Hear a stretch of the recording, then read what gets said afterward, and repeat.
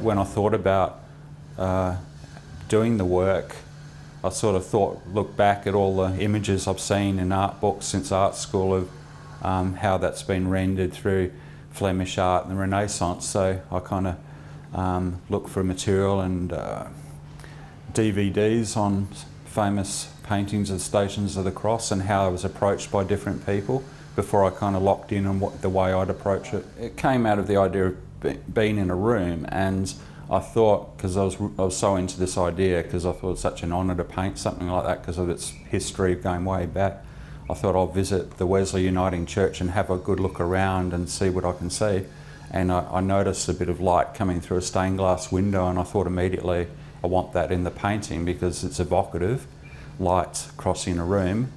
and often you see little specks of dust of light. It's almost like a star trail, a Milky Way effect.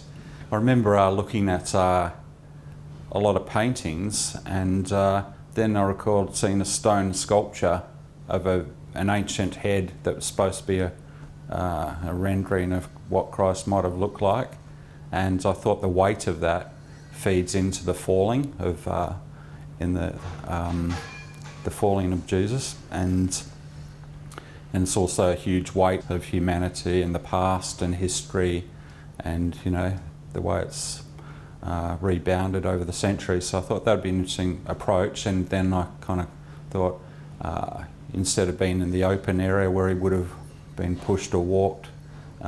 maybe inside of a room. So yeah, I kind of locked in on this idea, and I was going to have it very simple, just a head falling in the room, and then other ideas started to come out of that, so I just kept going. Been brought up a Roman Catholic as a child. I think the weight on Jesus and the expectation and what he had to face and go through was probably, everyone sort of goes through a little bit of that in their life or through friends, and where something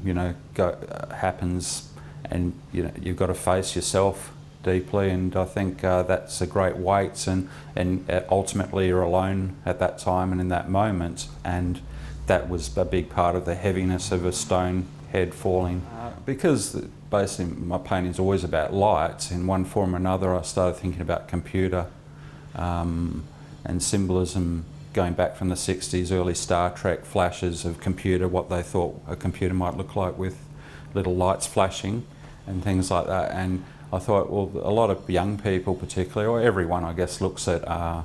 computers as their kind of answer these days. So they look through it, and the Jeshua file completed is like the Aramaic form of